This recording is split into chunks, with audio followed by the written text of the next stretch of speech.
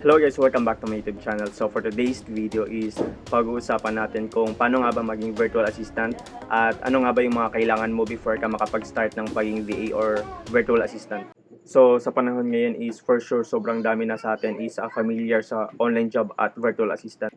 At alam kong marami sa atin is interesadong malaman kung paano nga ba makapag-start ng pagiging VA at ano nga ba yung mga kailangan mo before ka mag-start.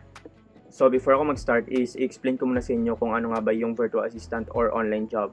So yung online job po at virtual assistant is yun yung nagwo-work ka virtually or remotely. So it means yung mga client natin is nasa abroad, it's either nasa US, Brazil, Australia or Canada. Pero most of the time is nasa US po sila.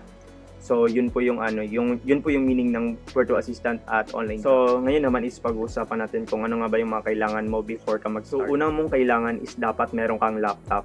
So sa laptop naman guys is hindi naman kailangan high-end yung laptop mo, pero dapat at least Core i3 siya. Pero nakadepende pa rin siya sa kumpanya or sa job posting na in-apply mo, kasi merong mga job posting na meron silang specifications requirement before ka nila i-hire. Pero usually naman most of the time is wala namang mga laptop requirements, specifications requirement para mag-apply ka, pero dapat at least Core i3. So yung second option mo if wala kang laptop is kailangan mo meron kang tablet. Pero yung tablet guys is dapat meron siyang options or meron siyang features na pwede mo siyang i-convert into desktop mode. So alam kong maraming mga tablet na pwedeng may features ng ganun. Kasi guys, nag-start ako ng pagiging VA is actually wala akong laptop. Yung gamit ko lang is yung tablet na may features ng pwede mo siyang i-convert into desktop mode. So, kung meron ka ng laptop or tablet, ang next naman na kailangan mo is kailangan mong meron kang internet connections. So, sa internet connections naman guys is nakadepende pa rin siya sa kumpanya na pinapasukan nyo. So, merong mga job posting or mga kumpanya na nag-set sila ng requirements sa internet connections. So, usually at least 3 Mbps. Pero hindi naman kailangang ilang wired or PLDT yung mga gamit nyo or converge. Yung require lang nila is at least 3 Mbps. Ngayon naman isi-share ko sa inyo kung ano ba yung magandang alternative pag wala kayong PLDT or converge. Just in case wala kayong ganun guys. So, yung isa sa mga pinakamaganda is gamitin nyo yung hotspot ng cellphone nyo. So, if nagsimula ka pa lang tapos wala kayong PLDT or converge, so yung ma-suggest ko sa inyo is gamitin nyo muna yung hotspot nyo. So, in the meantime, yun lang yung choice nyo. And then, after, siguro may sahod na kayo, pwede na kayong bumili ng modem or magandang. So, guys, pag meron ka ng tablet or laptop at internet connections, ang next mo naman kailangan is yung mga valid IDs.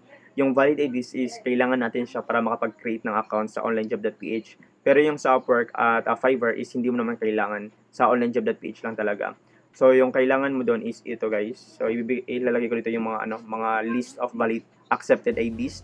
Pero since, for example, nag-start pa lang tayo or estudyante ka pa lang, ang pinakamadali mong kunin is yung TIN ID, which is yun yung ginamit ko sa onlinejob.ph at PhilHealth ID. So, guys, yun yung mga kailangan mong i-prepare before ka mag-start ng pagiging VA. So, ngayon naman is pag-usapan natin kung paano nga ba mag-start ng pagiging VA. So, ang dapat mong gawin ngayon is kailangan mong mag-create ng account sa mga freelancing websites. Actually guys, sobrang daming available na mga freelancing websites kung saan tayo pwede mag-apply. Pero yung isi-share ko lang sa inyo is yung top 3 na mga freelancing websites kung saan ako nakakuha ng mga clients. Kasi yung iba is hindi ko pa na-try. So, yung isi-share ko lang sa inyo is yung mga na-try ko na guys. So, ang top 3 freelancing websites kung saan kayo pwedeng mag-apply is una is yung onlinejob.ph, which is yun yung isa sa mga pinaka-popular sa ating mga Pinoy, and then yung Upwork, which is yun yung international, and then yung next naman is yung Fiverr guys. So ngayon naman is i-explain ko sa inyo kung ano nga ba yung similarities and ano nga ba yung pagkakaiba. So ngayon naman is pag-usapan natin yung onlinejob.ph. So yung onlinejob.ph guys is isa sa mga pinaka-popular na mga freelancing websites sa ating mga Pinoy, since ginawa siya para lang sa mga Pinoy. So it means na yung onlinejob.ph is low competition siya compare sa dalawang nabanggit ko, since ginawa lang siya sa Pinoy. So wala kang mga kalabang mga Indiano, wala kang kalabang mga any other Asian country. So yun yung isa sa mga advantage niya, since low competition siya. And then yung disadvantage naman niya guys is since ginawa nga siya para sa mga Pinoy. So medyo mababa rin yung sahod compare sa dalawang freelancing websites na nabanggit ko. So, ang next naman guys is Upwork. So, ang Upwork guys is isa siyang international na freelancing website. So, it means na marami kang makalabang mga Indiano, Myanmar, or any other Asian countries. So, yun yung disadvantage niya. Medyo mataas yung competition, pero yung ano naman, yung advantage niya naman is medyo mataas yung sahod niya compare doon sa onlinejob.ph. So, yun yung feeling ko, yung advantage ng Upwork, medyo mataas yung sahod niya compare doon. And then yung disadvantage niya naman is since international nga siya, medyo mataas yung competition. At ang problema dito guys is meron siyang connects requirement. So, for example, if nag-apply ka sa isang job posting, meron siyang nakalagay doon na exact requirement. For example, like before ka makapag-apply doon is merong nakalagay na 16 connects requirement. So, yun. Pero sa pag-create mo ng account is meron kang free connects. Pero pag naubos mo na is kailangan mo nang bumili ng connects. So, yun yung mga disadvantage niya. So, yung last naman guys is Fiverr. So, yung Fiverr guys is same din siya sa Upwork, which is international freelancing website. So, it means yung disadvantage niya is medyo mataas yung competition at medyo saturated siya.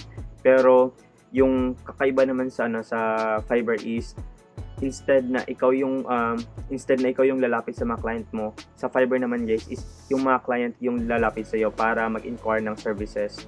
So yun guys, and yung advantage na naman is medyo mataas yung sahod niya compared doon sa onlinejob.ph. So ngayon, since nakagawa ka na nga ng account sa mga freelancing website na gusto mo, ang next step is kailangan mong pumili ng services na i-offer mo sa mga client mo.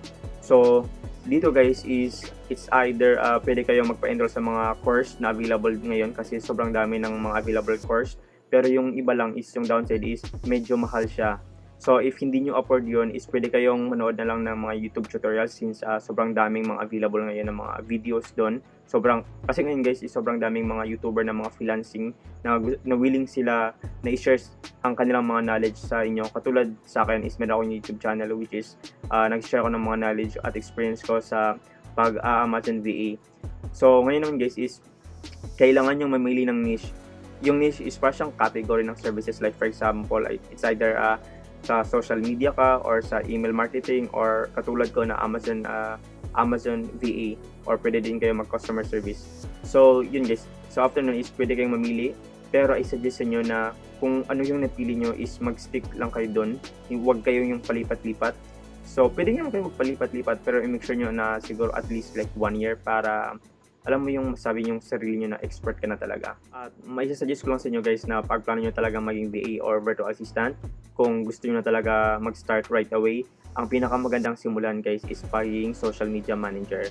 So since alam naman natin lahat na halos tayong lahat is merong Facebook or meron tayong mga TikTok account, mga Instagram account. So medyo familiar tayo doon. Hindi mo na like kailangan mo talagang aralin. Kasi yung mga ibang category or yung ibang mga services, like for example yung katulad ko is Amazon virtual assistant, medyo kailangan mo ng time. So unlike with social media, since familiar na nga tayo, is madali na lang siya guys. Pero yung downside lang ng social media management or social media manager, ang downside lang dun guys is since maraming nag-apply doon, ang problema ko lang doon is medyo mataas yung competition niya. So yun lang yung downside niya. So yun lang naman guys. Thank you so much for watching. A quick video lang naman to.